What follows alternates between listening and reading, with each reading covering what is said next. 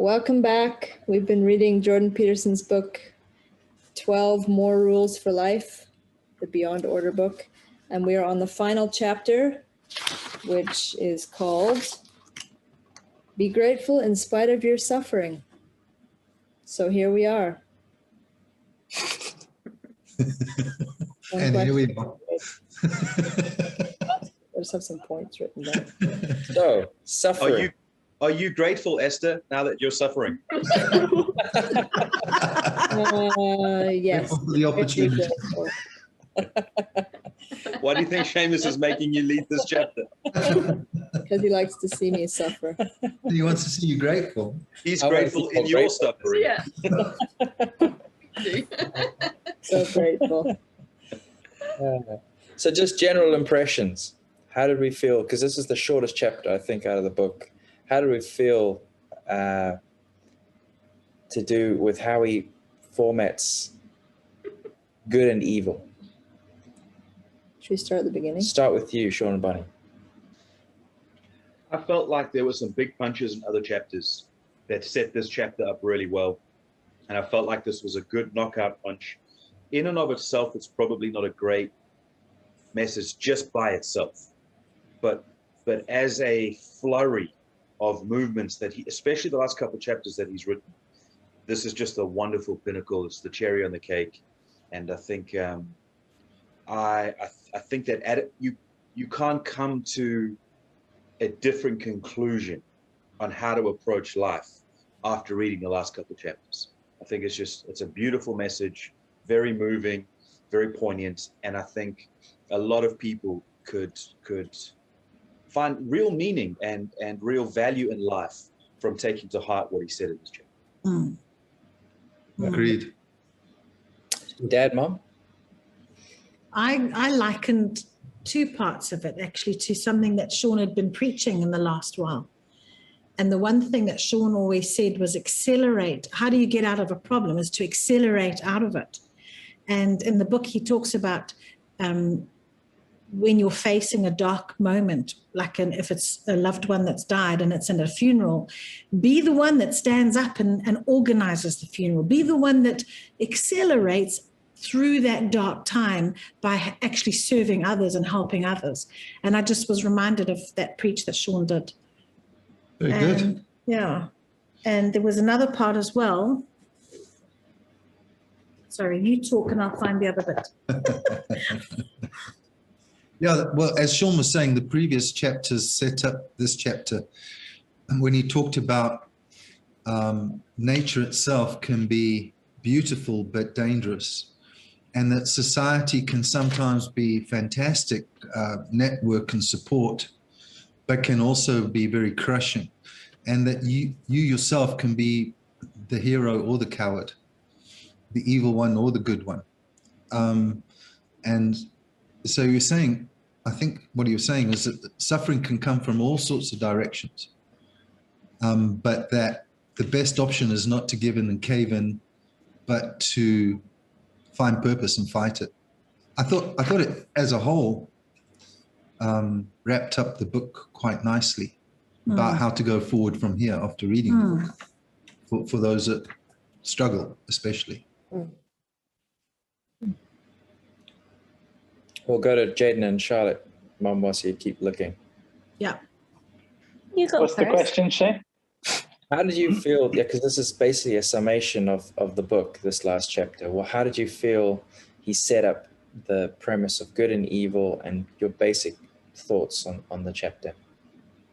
Yeah, I mean, I kind of agree with Sean that it's a cherry on top, but I do think it would stand alone. Like, I think it's so well proved within the chapter itself that the chapter stands out by itself.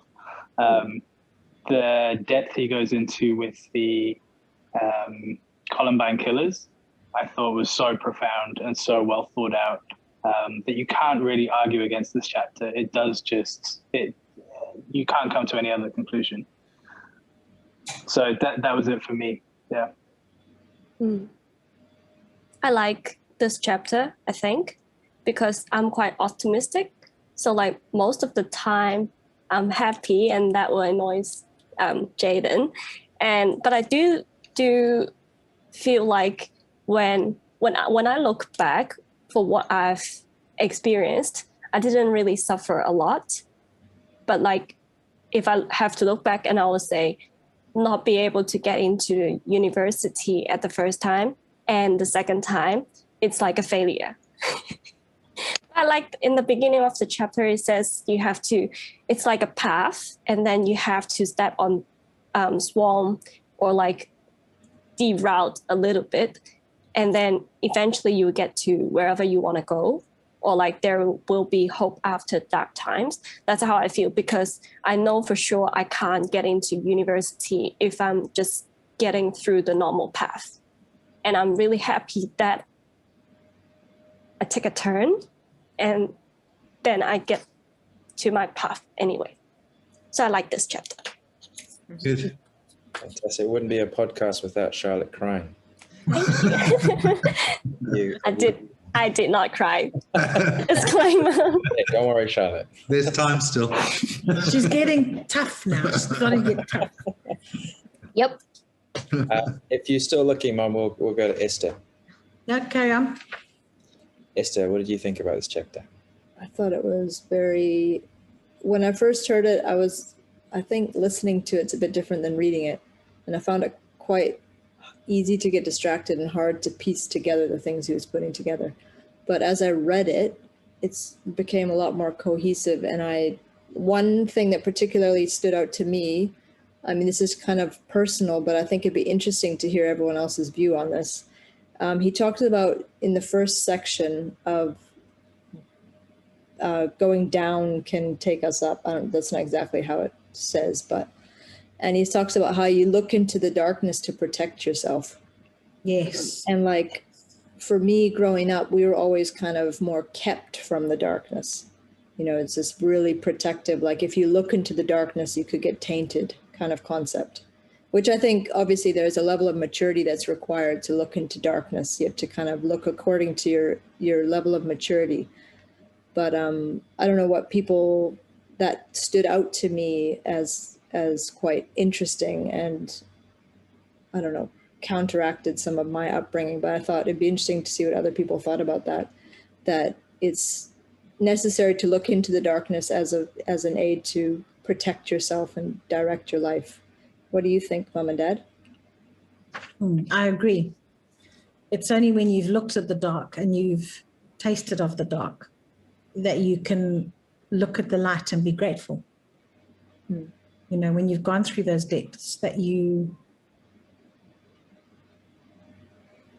want to be optimistic because you know how fragile life can be. And you, Dad? No, I totally agree. I think that's why watching cage fighting and violent movies is probably a very good idea. But it makes you realize how fortunate you are not to be in that cage being shot at. I agree with you. Good point, Mum and Dad. Good point. You all know how I feel about those things.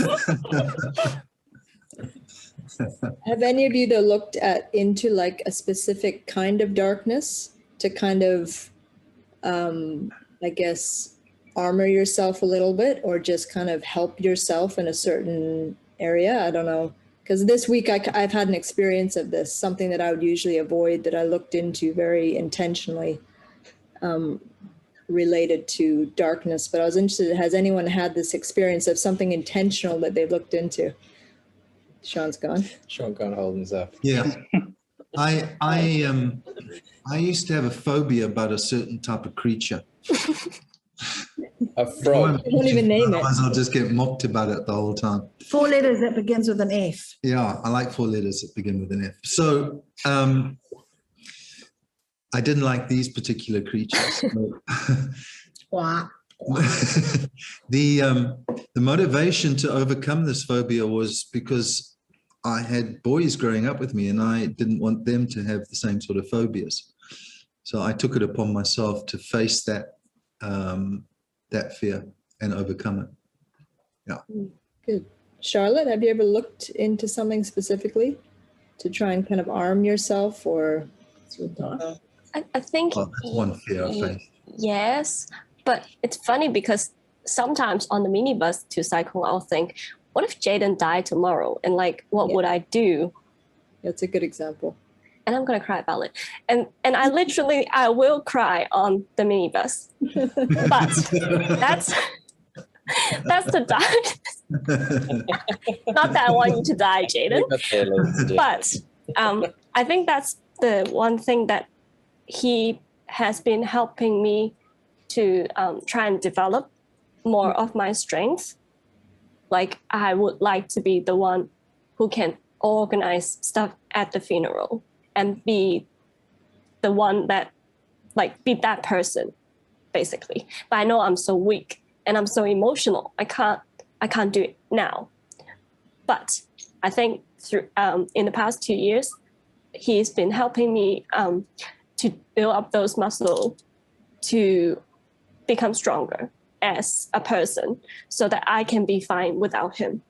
Not even like not just the case he died, but like if we break up, so I'll still be okay on my own. Yeah. And I'm grateful for that. It's a tough one because, you know, when you're younger, I can remember when we first got married, I would have dreams that I was at his funeral and his mother was sitting next to me. Oh, nightmares. I would have dreams, reoccurring dreams that, you know, he was going to die. And it was tough. I remember being young like you guys, and that was a lot of pressure for me in those days. And I think it's because you've got your whole future ahead of you and you've got life. And I think when you get older, it's not nearly so devastating. I don't know. I haven't died yet. You might find it's very devastating. No, I do. I think when you get older, you've got life behind you. You've got all of those stresses and burdens and responsibilities behind you that it's not, and you've built capacity. So I think it's not as fearful as it used to be. Let me put it that way. I'm not talking about the emotional side of losing someone, but I think it's not as fearful for me today as it was then. Is it fair to say, Mom, it went from a nightmare to a fantasy? Not the mother-in-law sitting next to her. I don't think that was part of the fantasy. Maybe it was a dual funeral where you were fantasizing. But to answer your question, Esther, I think I was very naive when I was young, because I think I'm a bit like you, Charlotte. I'm a sanguine and everything's happy for me. I wake up happy.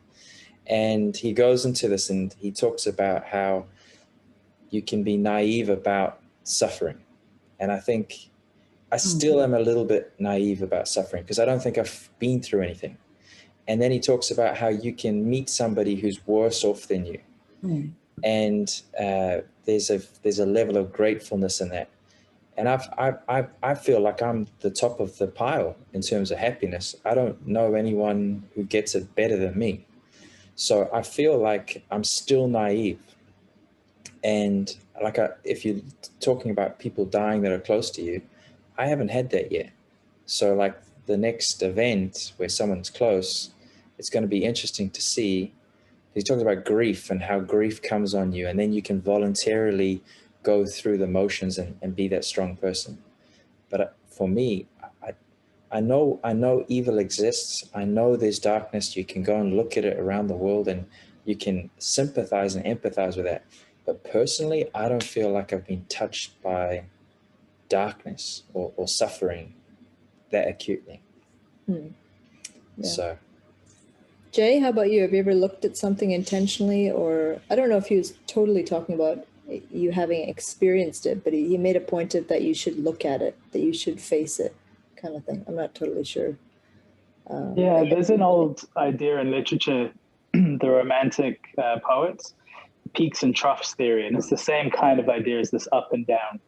You can only experience elation if you've experienced depression. So you can only really appreciate how good life is if you know how bad it can be. So poets like Byron and Hardy used to write about that in their poetry. And when I studied that when I was 16, I thought it was really profound and it was really true. If you've had toothache, for the week afterwards that the toothache's gone, it's the best week of your life. It feels amazing. Yeah. So I thought that was really true. And I've always been opposite temperament to Seamus. I've always looked to the darker side of things and contemplated death. I talk to Nikki and Keith often about their deaths and their funerals. I've often asked Charlotte, like, how would you want me to deal with it if you died? And how would you deal with it if I died? So yeah, I would say I've looked into that sort of thing a lot. I've looked into severe depression. I've always said we're 3 steps away from being on the street. So yeah, I'm quite almost too inclined to look into that side of things. Peterson says, I would imagine he's somewhat similar, but he says he actually gets optimism from that. If you look into it enough, you actually become hopeful. And I would agree with that as well. You definitely become grateful when you look at, when we were at Ocean Park this past week, there was a group of blind people and they were having the time of their lives. But I thought, what a disability to have, you know, be awful. But there are people and like Peterson suggests, they would look at, if they could, they would see other people that are worse off, you know, and be grateful for what there's always someone worse off than you. Yeah. I don't know what to do about Sean. I'm sorry. That's a good joke. We got on the whole podcast. Sorry. I can't see you because you're laughing. Lost it. My minute. I'm trying my minutes. What's wrong No, with it was ecstasy. You gotta get to the darkness. I'm so sorry. I'm really trying my best. Oh, I can't even say. You stupid jokes about black people. What are you doing to me? Oh, so. I'm so. But that was a good joke. Oh, I couldn't breathe. I almost fell over. That was so funny. I'm so sorry. I'm trying to behave myself. Sorry. Guys. I'm so sorry. Oh. I'm so sorry. So stupid. I'm sorry. But we, as a family, we've got so much to be grateful for. I mean, and I think most of us know how it could be awful, but how great it is, life at the moment. For sure. Yeah. We're very fortunate. We're very blessed. I do think Stop.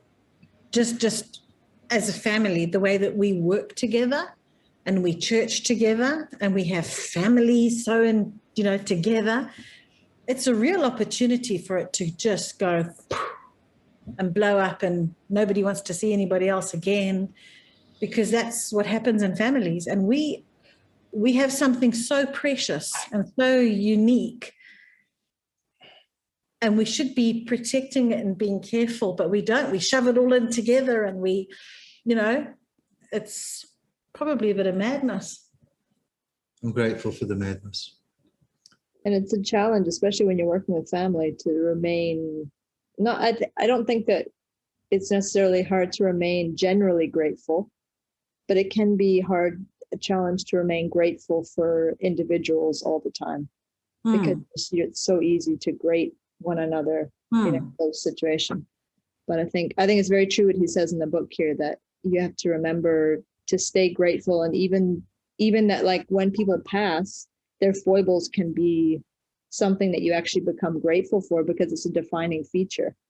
Yeah. I'm sure it depends on how destructive those things are, but I thought that's a good reminder, especially working with family, like you mentioned.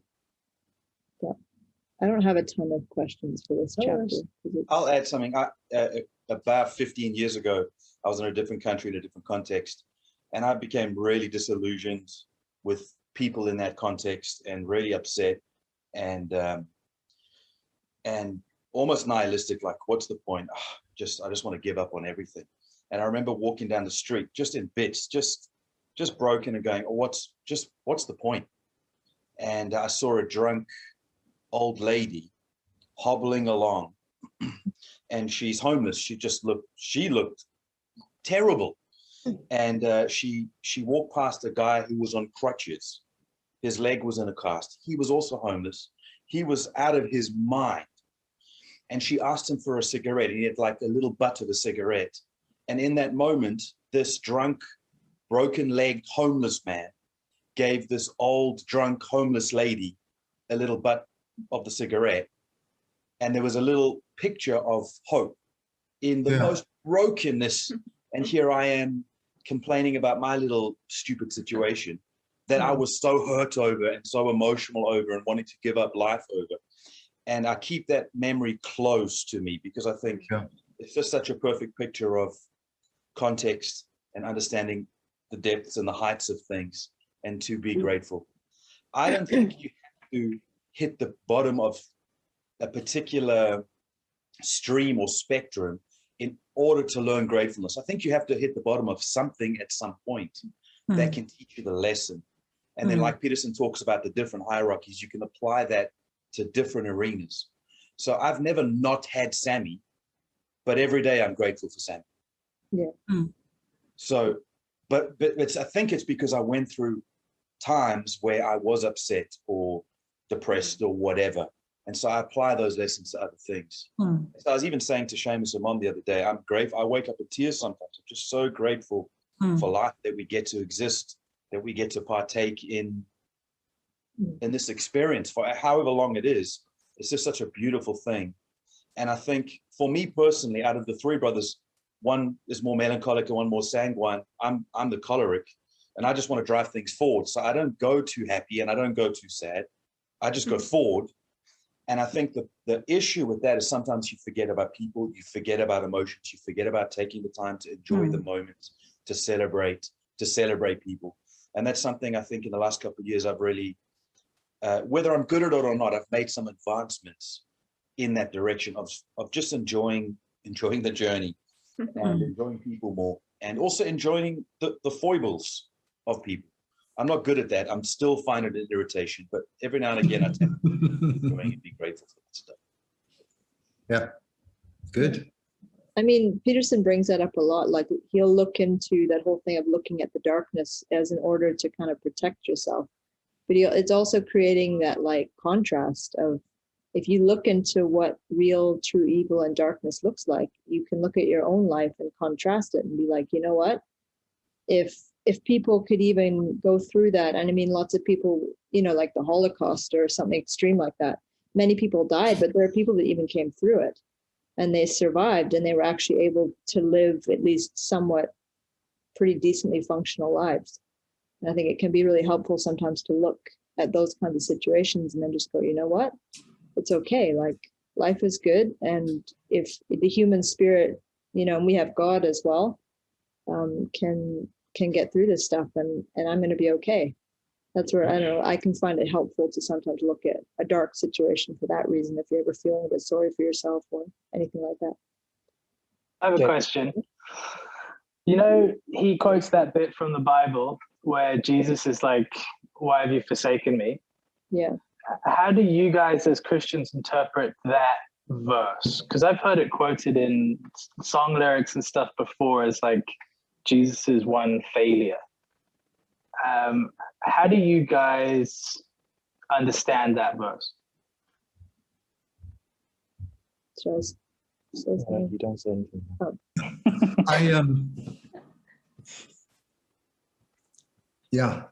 I liked, I'm not going to say how I understand it to begin with, but I liked the angle that Peterson came from, in that he said, even God understands despair. I like that because I'd never really thought about that. Yeah. The interview it comes from is a really good interview as well. You should watch that debate with Zizek. Okay. I know Jesus was quoting a psalm, I think, when he said that, my God, why have you forsaken me? And he's identifying with the human condition of, or what's going on. I don't understand this. So. Was it, I mean, I've heard it said that God had to turn away because he's so perfect. That when Couldn't look upon the when sin. Jesus took all the sin from for the whole world, that God had to turn away. I've heard that as well. He was spiritually cut off from God at that point. Yeah. But is that not just trying to humanize God? I don't know. I don't know. Yeah, I've always understood it that Jesus took on the sins of the world and was punished fully Was rejected. and was rejected because that's Ah, what sin causes. So it was a complete and utter rejection of the sin, and he was crucified and killed. So it's not like when he says, oh, God couldn't even look at the sin, or God couldn't even stand himself. I don't think that's why, No, I think it was like, God can't to stand. experience everything that man would experience. But But- that response from Jesus could very well be a very human response. Oh, 'Cause yeah. He was God and man, right? Like, why have you rejected me? Not that he didn't actually know that God couldn't look at sin, but they had been in constant communion the whole time. And it was a very devastating moment, I'm sure, genuinely, I suppose theologically, he not only had to die physically for our eternal lives, but he had to die spiritually for our eternal spiritual life too. So I guess that's that moment, the cutoff. I mean, I have heard people debate that if God did separate himself like the Father separated Jesus, the universe should implode, which is something to think about because that's what holds it all together, isn't it? Is the Trinity. But yeah, very interesting, emotional, sacrificial dynamic going on there, however deep you want to take it. Have you got an answer, Sean? I do, but it won't satisfy you. The truth is, I don't know. I've heard all those different points of view, and people go deep on it. The truth is, I don't know.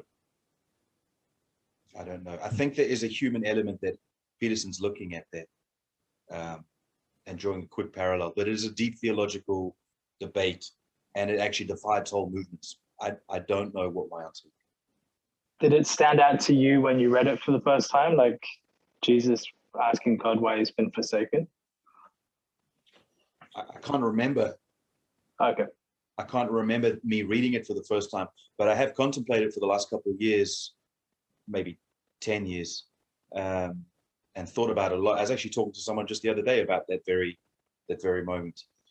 Yeah. But yeah, I don't remember the first time. Because just reading it as a layman, it seems like accusatory as well as full of despair, very human, completely understandable. But I guess in a sense, he accepts that this is terrible and still goes on with it is the message to that story, That's Take the true. worst thing possible and still do it. And the message also that he identifies fully with the human despair, that condition where you're completely Yeah. hopeless, Yeah. feel forsaken, not even God is looking at you. To identify with that, yeah.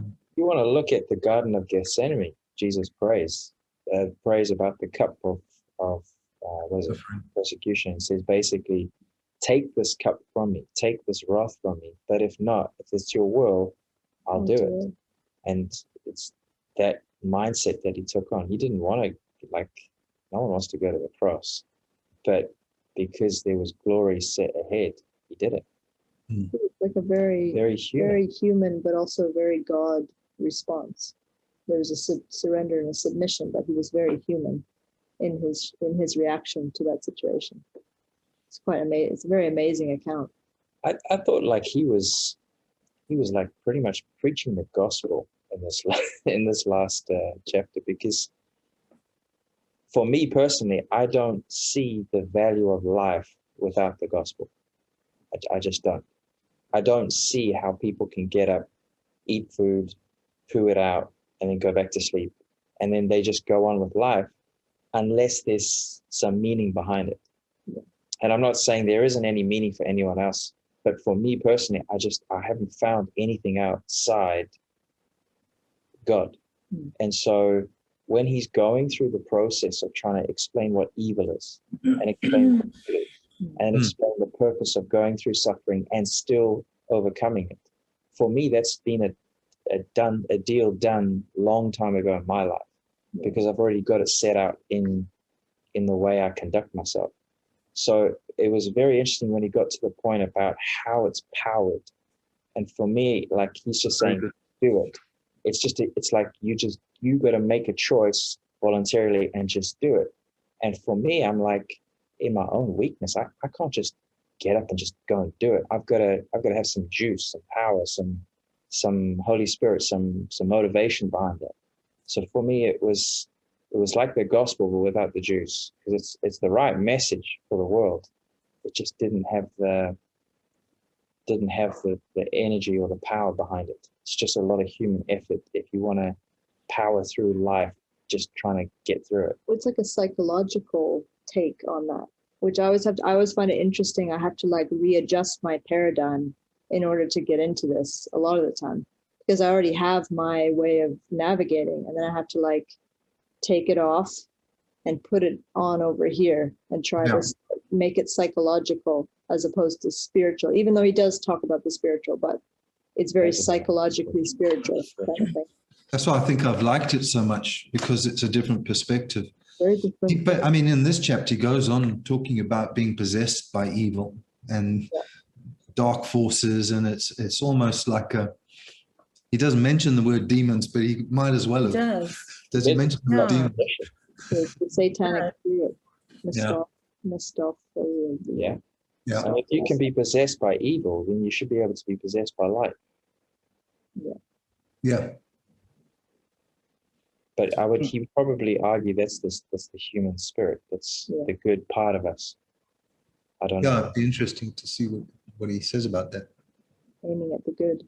Yeah. Maybe not. I've heard him talk about grace descending, and you don't will it to happen, much like happiness.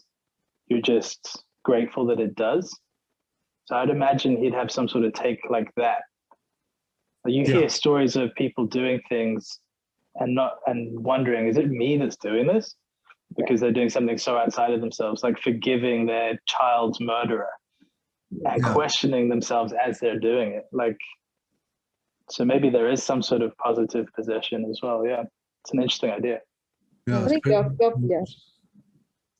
I like the fact that he portrayed the South African philosopher as not being apartheid at all. And everyone should stop procreating, black, white, and different. They should just stop.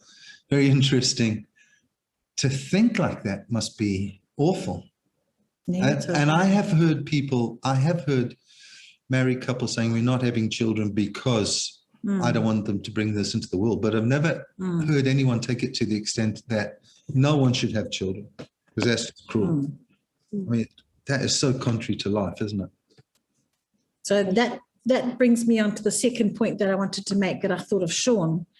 And that was when Sean always talked about we produce. First one was skidding out of, accelerating out of issues, but the second one was about production. And Sean says, people that don't produce, they just hang on and they do nothing. And we've heard Sean preaching all last year, I think it was, and the year before even a little bit, about producing. And that's what he was talking about, is people that don't produce end up just in a downward spiral, and they then want everyone to die and everyone to just, what's the point of life? And unless we're producing, and I'll even go as far as like producing children, producing things, making things happen, moving things forward, gaining momentum in our lives and things that we do, unless we're producing, we're going to go into those dark places and think, what's the point of life? So that was the other thing I thought of. So thank you, Sean, investing some really great truths there. Just as well, Sisyphus had that rock to push up the hill. Otherwise, what would be the point of it all? That's right. Yeah. The other bit I loved, can I just read this little bit here? It says, within the frame of that impossible undertaking, that decision to love, that courage manifests itself, enabling each person who adopts the courageous pathway to do the difficult things that are necessary to act for the good in even the worst of times. I mean, that's pretty profound stuff. It's very biblical, that concept. Very biblical. New Testament. And, you know, you're saying that without God, without that faith, to have that ability to push through. And when you're being faced with hard things, to actually still make that, like you were saying, possessed by positive. Sometimes it's having that possession of good to push you through those hard times, to do good.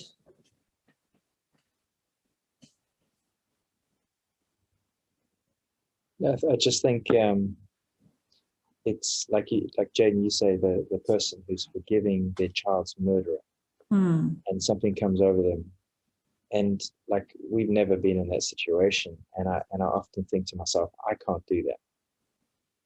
But you know, I think there is a level of grace that abounds, whether you're Christian or not, that allows you to step into these realms and do things that are amazing. But on the day-to-day and stuff, I think the example, I mean, we just go through the book of John with a few people, and it's so clear as Jesus is talking to his disciples, and he sets them up and says, in this world, you will have trouble, but fear not, I have overcome the world. And it's a promise that in this world you have trouble. Now, that doesn't sound like a good story to tell your disciples. These disciples were expecting Jesus to come and become King of Kings and destroy the Romans and change the system and make this kingdom that will be everlasting.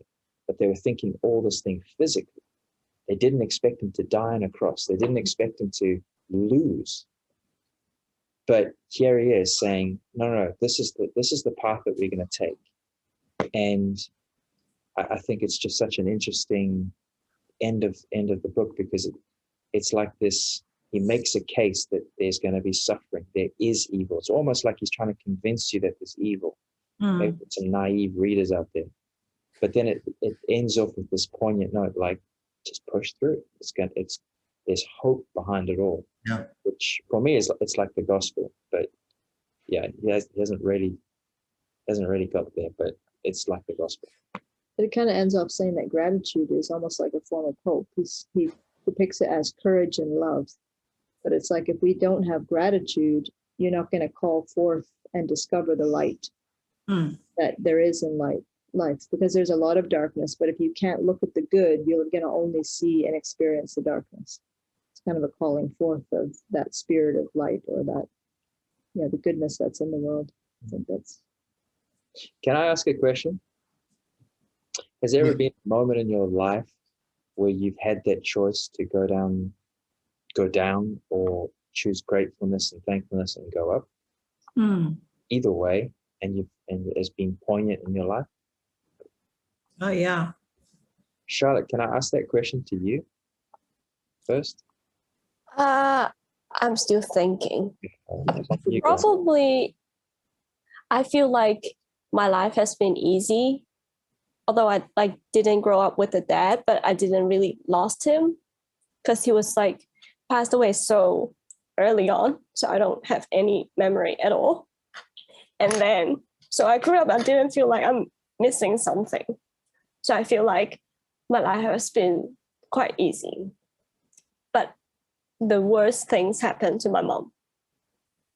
Like she had to get pushed through, and she did. Yeah. So I'm grateful for what she did and still doing for us. Making me cry. Yeah. It's an amazing thing, Charlotte's mum. She grew up very poor and planting rice from 7 years old, feeding the family. And I asked her when she told me, it was one of the first times I met her, why didn't you kill yourself? That was my first thought. It was like, what joy was there? She said there was nothing to go do. It was just work, come home. And thinking back on that now through this lens, it's like, well, I guess it was a form of love, because she was looking after her family. She had a responsibility for her family. And that pushed her through working still till today. Back from when she was a kid till today, she has not stopped working to push through, which is quite incredible. Yeah. Bless her. Phenomenal woman. Mm. What she's accomplished. Yeah. Faith, hope, and love, eh? What about you? I mean, you Well, had pretty really- much daily. I choose between going down to a dark place or doing the right thing. I have that choice in my mind all the time. Don't you? Don't people have that? No, I'm going to choose to do the right thing, even though I could do completely the wrong thing right here. none of us have that.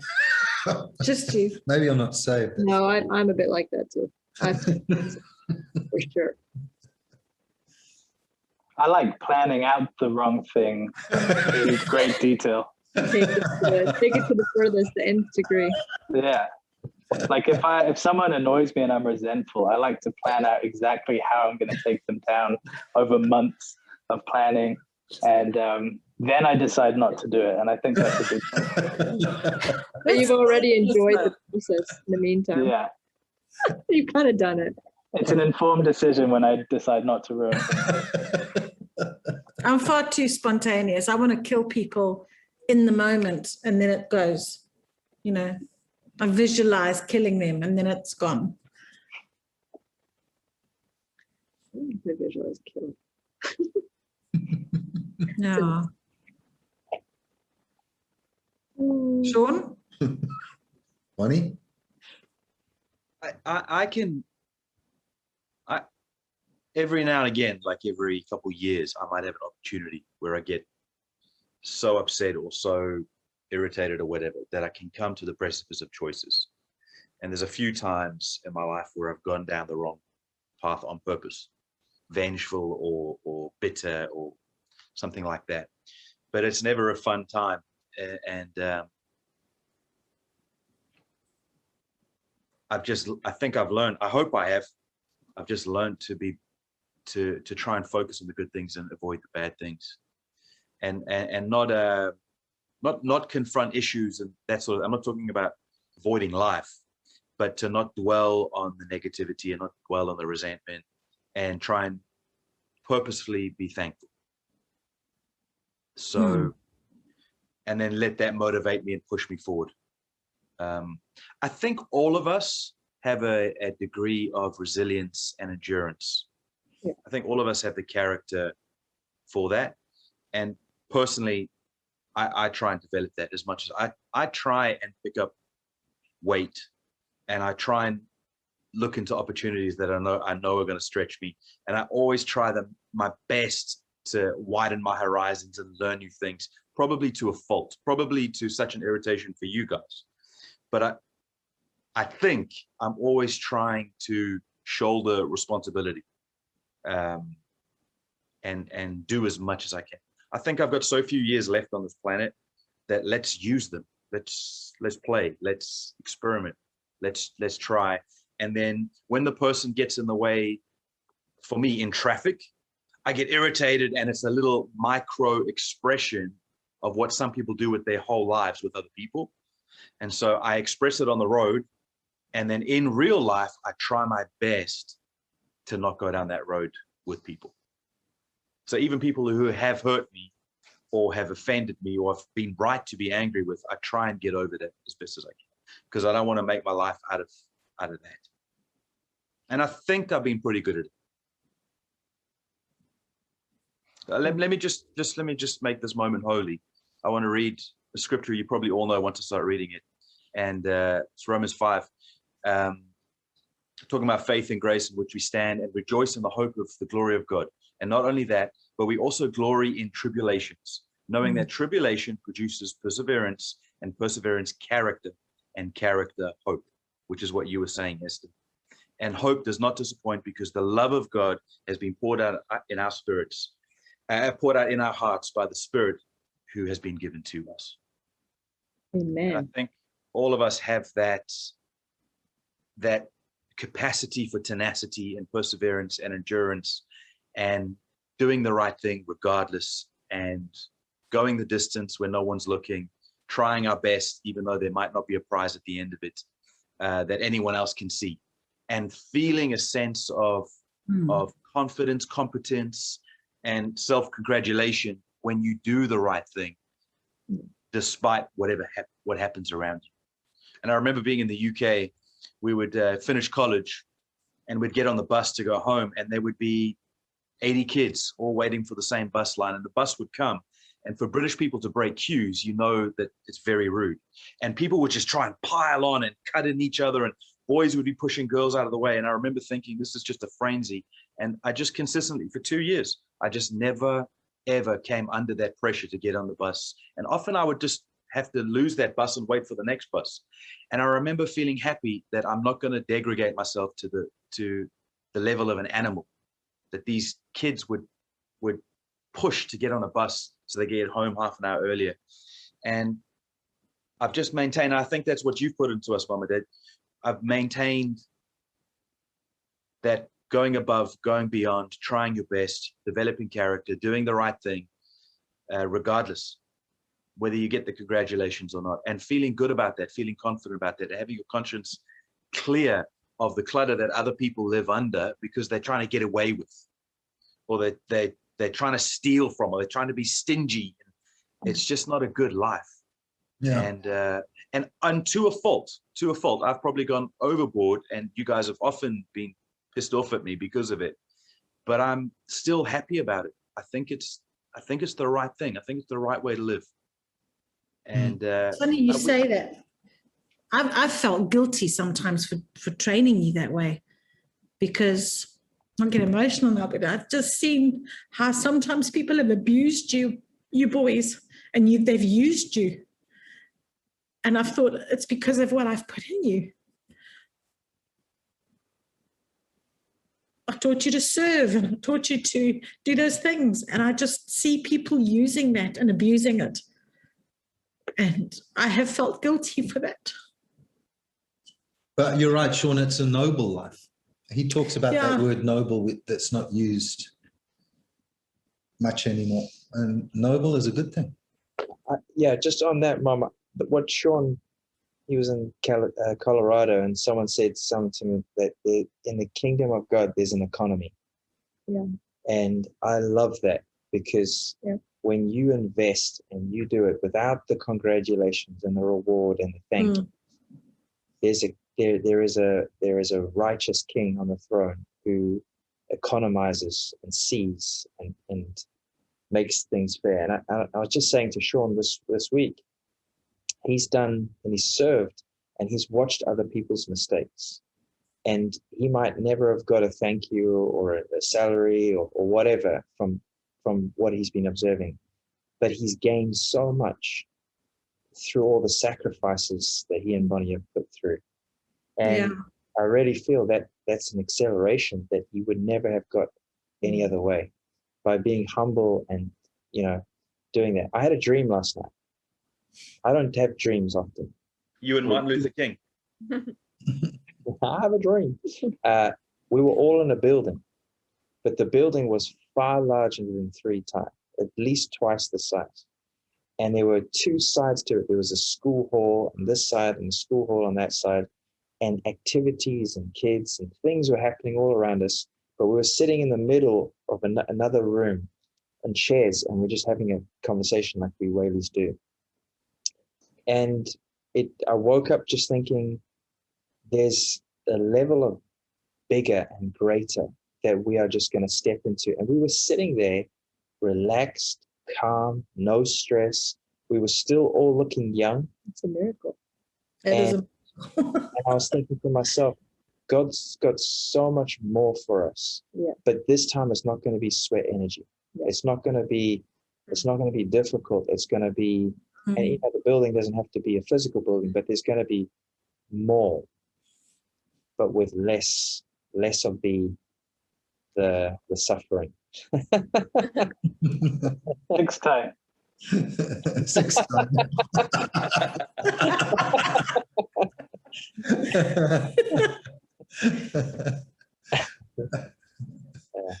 I think sometimes the tribulation, and not the tribulation, I think some people are a little bit masochistic and they want the pain and they think that's the answer. I think it's what you do with the pain that's more important. And so Jordan Peterson at one point talked about trying to find the bedrock, I don't know if he mentioned a muddy river and putting his feet onto stones, but I think we say we've had an easy life, and I think it's right. Charlotte said she's had an easy life, and in some ways she's right, but in some ways she's had a very difficult life. And in some angles you could say we've had some tribulation and some difficulties. And I think it's a testament to character that we don't perceive it as a negative, that we don't perceive it as difficult, that we're thankful for it, and we use that as bedrock to step up into the new things. And I think that's very, very important. And so some people may look at us and go, oh, we've had it easy, you've had it easy. You always say you have it easy. No, there's been some difficulty. To grow up without a dad must be an incredibly difficult thing. But the fact that Charlotte can sit there and go, I haven't had a difficult life, is a testament to her character, which is fantastic. And we've had a fantastic dad. And so it's what you do with your difficulty that's the most important thing. And I think that's what qualifies people to go to the next level. It will qualify you for the bigger rock, for the bigger load, for the bigger difficulty. And as a family, and including Charlotte, our intention is to help others. Our intention is to have character and have ability and have endurance so that others can come into the space that we create to bless them. And I think that's a very important thing. A lot of people are just trying to survive for themselves.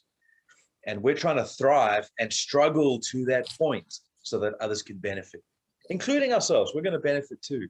But I think that's the bigger building, Seamus, whether it's physical or just a metaphor. I concur with that 100%. It's what we've done with what's been given to us. And Jayden, you always talk about Cain and Abel, and you'll talk about it better than I won't. I won't ruin your story. I know you got it from JP, but you recite it very well. But it's when you have something that's working and you become nihilistic, you become angry, you become bitter with the world, and then you try and kill the others who actually are producing and doing the right thing and doing their best and going from their first fruits. And I think we're people that with integrity have tried our best to offer what we can, best way that we can. We've had people at the table at Christmas when it's been inconvenient. We've taken in the strays when no one else would take them in. We've picked up people that have been suicidal. We've had people in our homes. I mean, we always grew up with weird people in the home. Jayden wants to do charitable things that most people have the means to do that we might not have the means to do at certain times. But they don't, because they're just trying to survive a little and just trying to protect their little shelter. And I think that's a very dangerous thing, a very dangerous place to live. And the way that we live, I'm very proud of the Whaleys, that we're living with the bigness, and we're living with a growing territory, and we're living with something under our feet that's solid. And you could take, and you've mentioned this many times, Mom, you could take everything away from us and we'd be okay. We'd make it again within a matter of months or years, because we've got bedrock underneath us. Within us. We're not lucky. It's not fortune, although we've taken advantage of fortune and we've taken advantage of circumstance, but we can take advantage because there's something under our feet. That's what I love about the Whaleys. There's many things I hate. That's the only thing I like about the Whaleys.